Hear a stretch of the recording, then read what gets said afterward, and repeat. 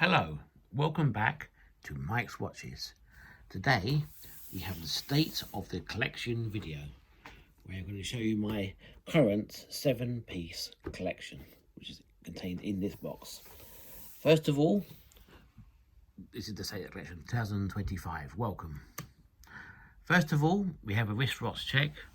We have the Seagull 1963 ST 1901 movements. It's the second time I've owned a watch this movement, which I will explain later. This is highly recommended watch, actually. This is not the Seagull original. This is the Red Star version. So this is the first watch in my collection. So today I had it on the beach using this watch. It goes very well with this paracord strap. So let's talk about what watches have gone. Some have gone, some have come and gone since the last collection video. So let's go through this quickly. We have my Secura, which was a 1970s chronograph watch. Bit of sentimental value, but second-hand fell off. Was a quite quick repair, but I never really wore it anyway. It was a very, very big watch, 42mm. Wore even bigger than that. Did like that. Had to go though. Next, the Herudland Flieger watch. This is a homage of the Laco Radux. Had a Chinese movement in it, PT 2000, I believe, which is a clone of the Solita movement. It was quite good, just a bit boring. Dial was very flat, like a printed dial, so that had to go. It's been sold. The Laurier Gemini watch, containing the same movement as this. I do believe this is actually the more kind of true case to have that movement in, a Chinese case.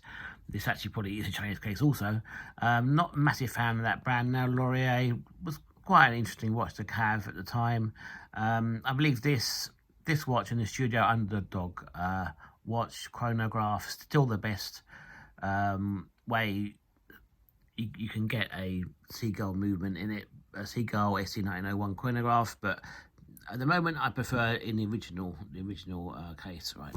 Okay, so next we have the Jaeger LeCoultre, very nice watch, quite an expensive watch as well.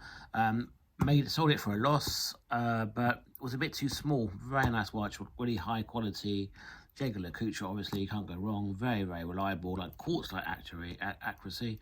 But it was too small. I didn't wear it, and with that money in the collection was too much to have a watch they're not wearing. Longines, I had a flagship, original year of the flagship that was made, 1957, I think it might have been. Very nice watch. It was oversized as well. But it stopped working, didn't really have the time or effort to get it serviced, and it was not in pristine condition, so that went. Same for this is a Longines movement, housed in a non-Longines case, that also went. The hands got misaligned, couldn't be bothered to get it repaired. Best Longines I ever had, Longines flagship, bought from Cash Converters. Had it for a few months and it stopped working, but so didn't really, money at that time, didn't really want it to get it serviced, so sold it. Should have really kept it because that's worth quite a bit of money now, and it was oversized as well, 38mm, so that's the biggest regret I've ever sold. Righto, Purple Horse, nice watch, did stopped again, didn't really want to get serviced, so that went. Lyle & Scott Seiko NX35, just didn't really have, I mean, Lyle & Scott is quite a good brand for clothes, but not so much watches, more of a fashion watch. But it was a nice movement, quite a nice watch, that went. Ingersoll watch, very nice, that had to go, not really a massive brand. Timex Marlin Original, 34mm, nice hand wind, but it's too small. Another Timex was quite good, Waterbury Quartz, that had to go, didn't really wear it. The Seikos, a little bit too cheap. One time I had many Seikos, but all these Seikos went. That Seiko was the last Seiko I owned. That went, along with some other Seikos and other ones not on there. So, what have we got next? We've got the CWC military quartz. Very nice, tough watch. yeah, I got more into automatics. Kind of put me off, a little bit too small.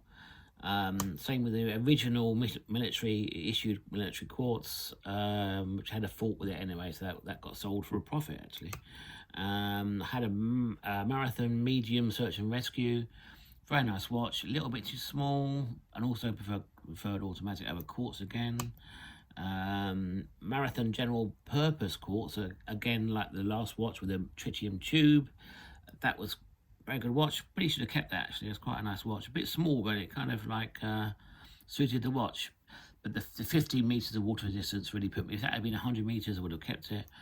Next is a Momo design Italian quartz chronograph. Had for many years. That went.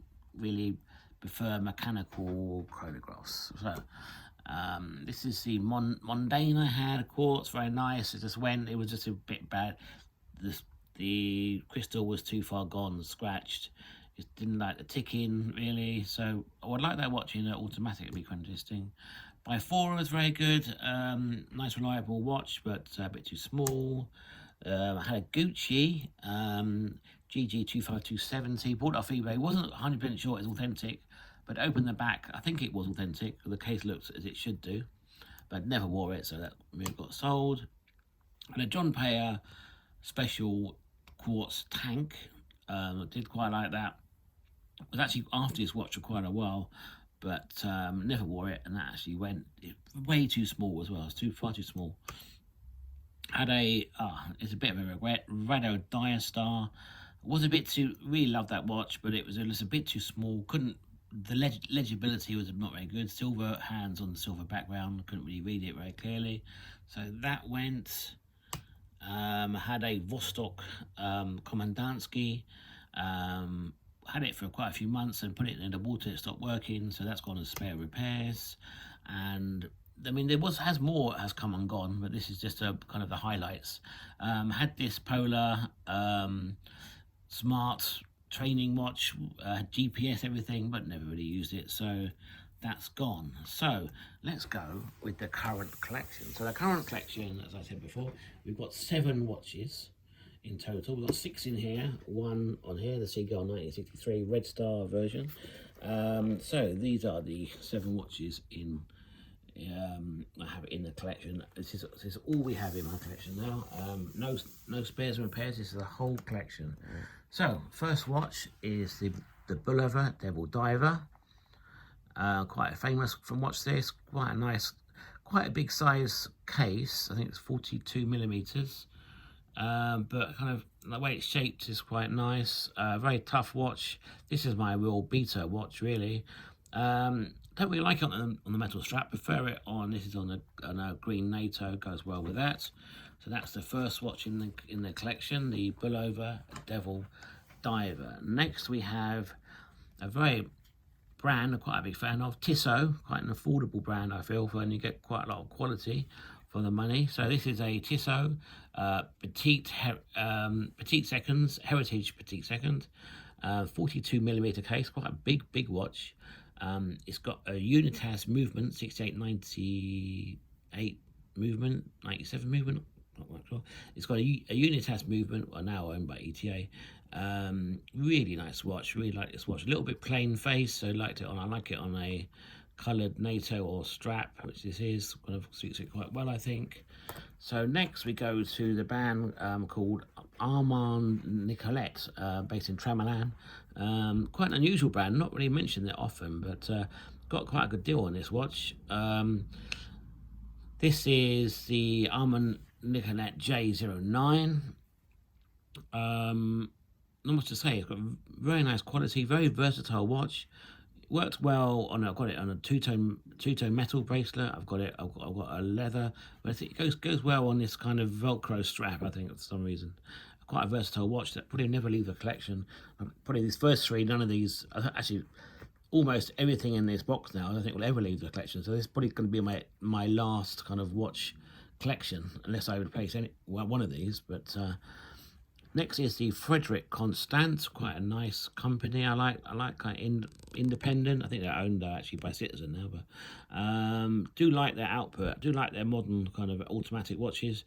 got this quite a long time ago. This is Frederick Quantant's quartz. Does need a bit of repair. All works fine. The hands are slightly misaligned after a battery change, so I need to address that. But yeah, do quite like Frederick Constant. Would be interesting to replace this for one of their automatic watches or hand wind watches. Do quite like that. So next is my oldest watch, Raymond Wheel. Raymond Wheel is a 9816 movement tank. Had this in the 90s when I was very young, so this is quite a big thing to be wearing this watch when I was so young. So but it's got a bit of a battery issue. I think the battery cover needs to be resoldered, but the battery in it, when you hold it in, it works fine. So this needs a bit of attention to be wearing again, but I'm very glad to still have this watch. Never will leave the collection. And that's the Raymond Wheel watch. Very nice tank there. Next we have probably my favourite brand, I'd say, of watches is Rado. I've had 3 Rados. I've had the Diastar, had the Purple Horse. This is a 1970s quartz.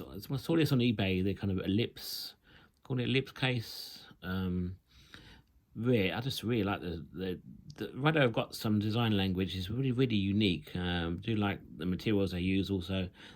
This has no special materials, but we like this watch. I don't think I'll ever leave the collection unless to be replaced with a Diastar, but quite attached to this watch. So that's a quick go of the collection of 2025. This is all the watches we have here. So just want to say thank you for watching Mike's watches. And I don't know how people have subscribed. Probably have subscribed in complete error, but thank you very much for Mike watching, and see you soon.